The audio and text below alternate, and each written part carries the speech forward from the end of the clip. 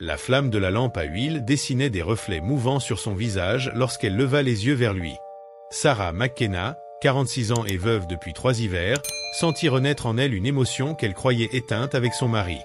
L'étranger qui se tenait sur le seuil saignait, la chemise déchirée par une balle, ses larges épaules couvertes de neige fondues laissant des traces humides sur le plancher en bois.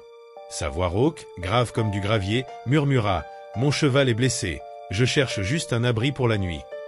Elle aurait dû refuser, car une femme isolée si loin de la ville n'ouvre pas sa porte à un inconnu. Pourtant, dans ses yeux, il n'y avait pas seulement de la détresse, mais quelque chose de plus profond. « Tu peux dormir près du feu », se surprit-elle à répondre. Jack River entra, et le vent claqua la porte derrière lui. Aucun d'eux ne savait que 2 jours plus tard, leur vie basculerait. Un désir interdit éclorait sous la neige du Colorado, et des secrets enfouis referaient surface, menaçant de les détruire. Les mains de Sarah tremblaient en posant une casserole d'eau sur le poêle. Ce n'était pas le froid, elle s'était habituée aux hivers rudes, mais l'homme lui-même, la façon dont il se mouvait dans sa cabane, comme s'il y avait toujours eu sa place, emplissant le vide de sa solitude. « Enlève ta chemise, » dit-elle sans le regarder, « il faut nettoyer cette blessure. » Jack hésita, puis retira le tissu ensanglanté. Son souffle se coupa. Son torse était un atlas de cicatrices, de coups de couteau et de balles, la marque d'une vie passée à survivre par les armes. Mais ce furent ses yeux, d'un bleu limpide comme les lacs de montagne, qui la désarmèrent. Il la regardait comme une femme, et non plus comme une veuve qui se laissait mourir. Tandis qu'elle désinfectait la plaie à l'alcool, elle évoqua son mari, emporté 3 ans plus tôt par une maladie des poumons due aux mines. À sa question sur sa famille, Jack répondit d'une voix sèche « Personne ne me revendique ». Elle banda la blessure en silence, consciente du souffle chaud qui effleurait ses cheveux. Leurs regards s'accrochèrent, et il passa entre eux une étincelle faite de solitude et de faim. Elle détourna la tension en parlant d'un ragoût. Ils partagèrent le repas pendant que la tempête hurlait dehors. Quand elle lui demanda ce qui l'avait poussé à sortir par un temps pareil, il parla d'un homme qu'il cherchait. Tommy McKenna, environ 25 ans, cheveux bruns, yeux verts comme les tiens. On avait une concession en Californie. La cuillère de Sarah tomba, et son visage se vida de couleur. « Tommy, c'est mon fils. Parti chercher de l'or il y a 2 ans, je n'ai plus de nouvelles. » Jack raconta l'attaque nocturne, les hommes armés, la fuite désespérée, et son voyage vers l'ouest pour le retrouver.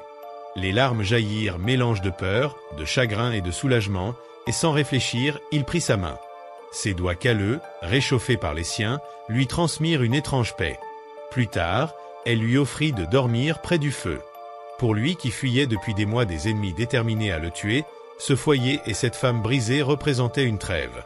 Tandis qu'elle montait dans le grenier, il resta couché près des flammes, se demandant quel genre d'homme pouvait désirer la mère de son meilleur ami. Peut-être celui qui avait trop longtemps connu la solitude, ou celui qui avait reconnu la même faim dans ses yeux.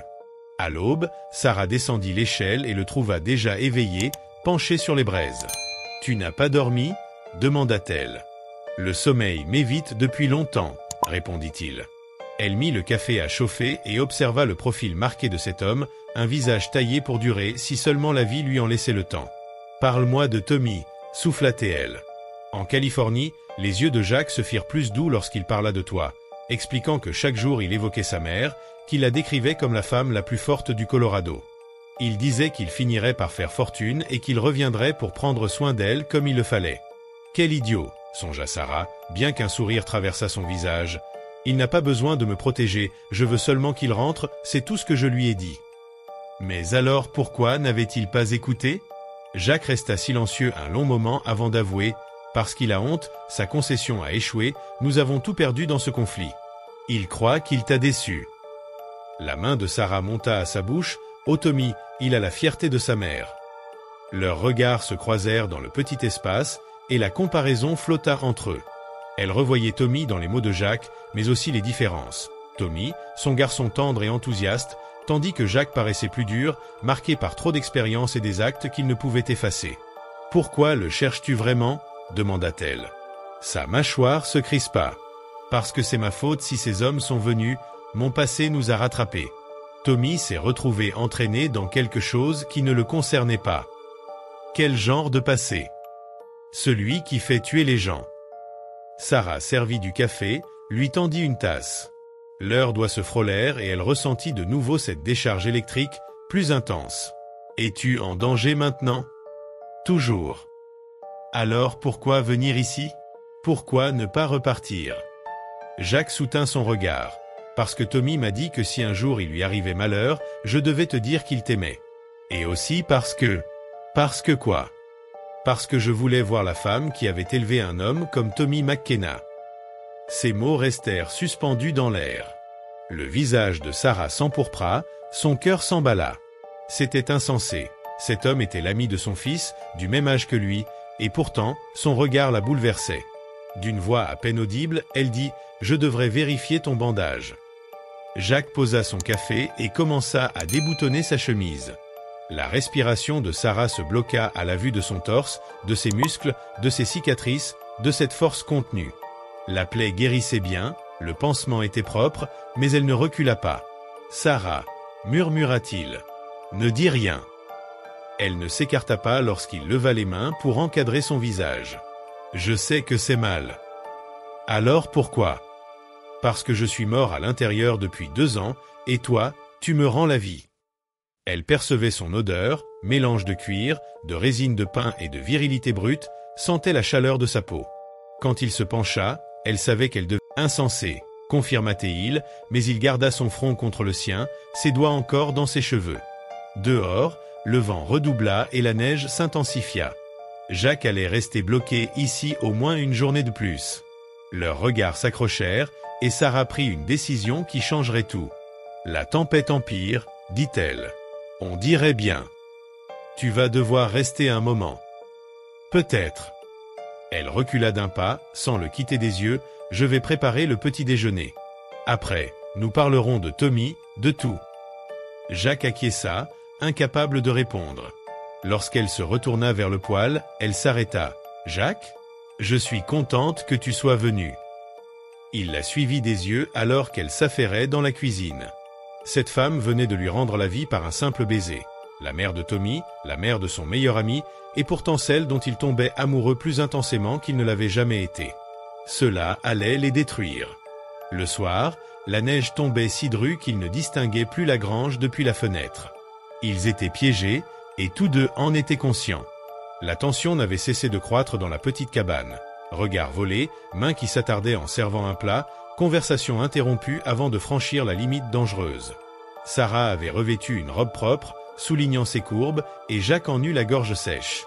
Elle était magnifique, pas comme ces filles fardées des saloons, mais d'une beauté forgée par la vie, l'amour et la survie.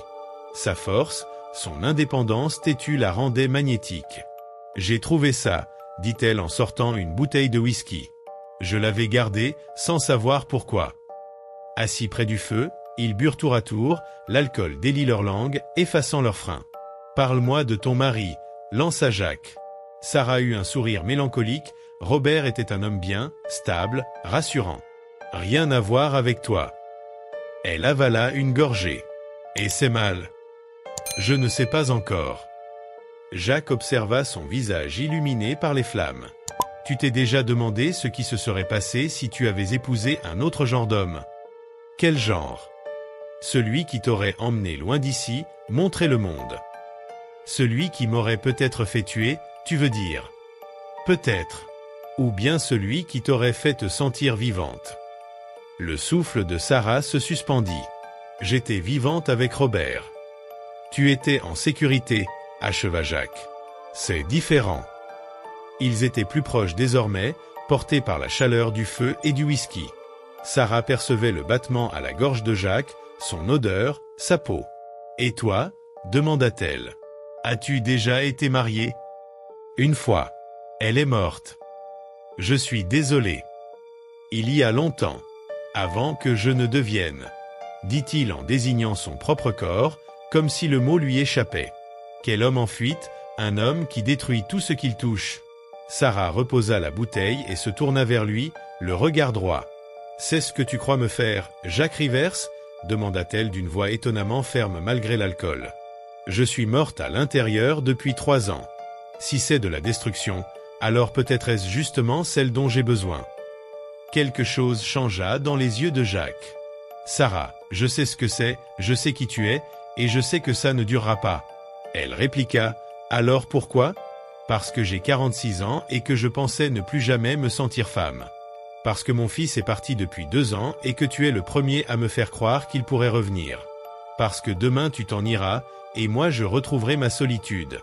Et je ne peux pas sans savoir. » Jacques fronça les sourcils. Savoir quoi? Ce que c'est, être désiré encore une fois. Le contrôle de Jacques céda. Il l'attira brusquement contre lui et l'embrassa, cette fois avec une faim et une urgence qui ne laissaient plus place à la douceur. Sarah se laissa aller, ses mains explorant la force de son torse et de son dos, tandis qu'il la soulevait pour la porter vers ce lit qu'elle n'avait partagé avec personne depuis la mort de Robert. Elle ne résista pas. Ce qui suivit fut à la fois tendre et sauvage. Jacques l'adora comme un homme affamé, et Sarah répondit comme une femme renaissante. Ils se perdirent dans la lumière du feu, murmurant aveux et caresses, oubliant le monde autour d'eux. Après, haletant et mêlés l'un à l'autre, Jacques souffla « Seigneur ». Sarah traça des cercles sur sa poitrine avec son doigt. « On va brûler en enfer pour ça. Tommy ne nous pardonnerait jamais. »« Alors pourquoi est-ce que je m'en fiche ?» pensa-t-elle. Jacques la serra plus fort. Parce que parfois, être vivant compte plus qu'être irréprochable. Ils s'aimèrent encore, plus lentement cette fois, savourant chaque geste, chaque souffle, conscients que leur histoire était déjà condamnée. À l'aube, Sarah s'éveilla dans la lumière grise. Jacques était déjà debout, habillé, prêt à partir. « La tempête est finie, je dois y aller. » Elle hocha la tête, « Je sais. Ne rends pas les choses plus dures. Pas de promesses. » En silence, il finit de se préparer, puis s'assit près d'elle, caressa son visage et dit doucement « Je trouverai Tommy. Je le ramènerai si je peux. Et si je ne peux pas, je lui ferai savoir que sa mère l'aime. » Elle acquiesça, les larmes aux yeux. « Tu lui parleras de nous. » Après un long silence, il répondit « Ce n'est pas mon histoire à raconter. » Puis Jacques Rivers quitta la maison à cheval, disparaissant dans la brume du matin, tandis que Sarah McKenna, debout à sa fenêtre, posait la main sur le verre comme pour retenir la chaleur de son contact. 3 mois plus tard, elle reçut une lettre. Non pas de Tommy, mais d'un shérif de Sacramento, Tommy McKenna, offert une nuit parfaite avant de disparaître. Mais elle ne regretta rien, ni la passion, ni la douleur. Pendant 2 jours, elle avait été vivante comme elle ne l'avait plus été depuis longtemps, et Jacques lui avait offert ce cadeau, même en emportant tout le reste. Avec l'or de Tommy, elle acheta une petite maison en ville, afin de ne plus affronter seule les hivers. Parfois, dans le froid de la nuit, elle se souvenait de ses yeux bleus, de ses mains, du goût du whisky sur ses lèvres. Elle se demandait si Jacques vivait encore quelque part, poursuivi par ses démons. Elle ne se remaria jamais, mais elle vécut vraiment. Car parfois, quand le vent soufflait juste, elle avait l'impression de le sentir encore, dans l'ombre. L'ami de son fils, son amant d'une nuit, celui qui lui avait appris qu'il n'est jamais trop tard pour brûler d'éclat, même si ce n'est qu'un instant. Les jours passèrent, rythmés par le silence d'une maison devenue trop vaste. Sarah s'habituait peu à peu à cette vie nouvelle, entre la boutique d'alimentation où elle échangeait quelques mots et les soirs passés devant la cheminée. L'or lui permettait de vivre sans inquiétude, mais aucun confort matériel n'effaçait l'absence. Elle apprit à marcher dans la rue la tête haute, à sourire poliment aux voisins, mais son cœur restait habité par 2 fantômes, son fils perdu et l'homme qui avait traversé son existence comme une tempête. Certaines nuits, elle rêvait de chevaux au galop, de poussière soulevée dans la lumière du matin, et d'un regard bleu la fixant avec une intensité qui brûlait encore sa peau.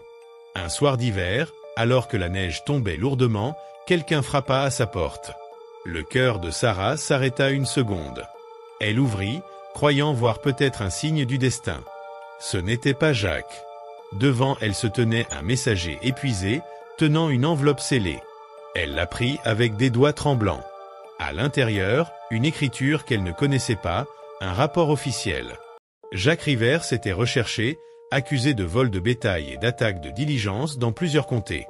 Mais au bas de la lettre, griffonnée à la hâte, une phrase avait été ajoutée « Il n'a jamais pris un sou pour lui. Tout ce qu'il a risqué, c'était pour retrouver ton fils. » Sarah s'effondra sur une chaise, incapable de retenir ses larmes. Tout devenait clair. Jacques avait porté seul le poids de ses choix, avait pris des chemins sombres pour tenir sa promesse, même au prix de sa liberté. Elle comprit qu'elle ne le reverrait sans doute jamais. Mais au fond d'elle, une chaleur étrange persistait. la certitude qu'elle avait compté pour lui, qu'il avait aimé, à sa manière, de cette passion brûlante qui ne se dit pas mais se vit. Les années suivantes, son nom circula encore dans les journaux, parfois lié à des rumeurs, parfois à des légendes. Pour certains, Jacques Rivers n'était qu'un hors-la-loi de plus. Pour elle, il resterait toujours l'homme qui l'avait réveillée de sa torpeur, celui qui avait rallumé une flamme qu'elle croyait éteinte. Et chaque fois que le vent d'hiver sifflait contre les volets, Sarah posait la main sur la vitre, comme ce matin où elle l'avait vu partir, et murmurait dans le silence « Je n'ai pas oublié ». Les années avaient filé comme le vent sur les plaines. Sarah, désormais marquée par le temps, continuait de vivre dans sa petite maison en ville. Elle n'était plus la veuve fragile qu'elle avait été, mais une femme respectée, solide, qui avait appris à se suffire à elle-même. Pourtant, au fond de ses nuits, une ombre demeurait. Jacques Rivers. Toujours lui. Son nom revenait dans les murmures des voyageurs. On disait qu'il avait été pendu dans un comté lointain, qu'il avait échappé au Marshal en traversant la frontière, ou qu'il vivait caché sous une autre identité. Personne ne savait vraiment. Un matin de printemps, alors que Sarah travaillait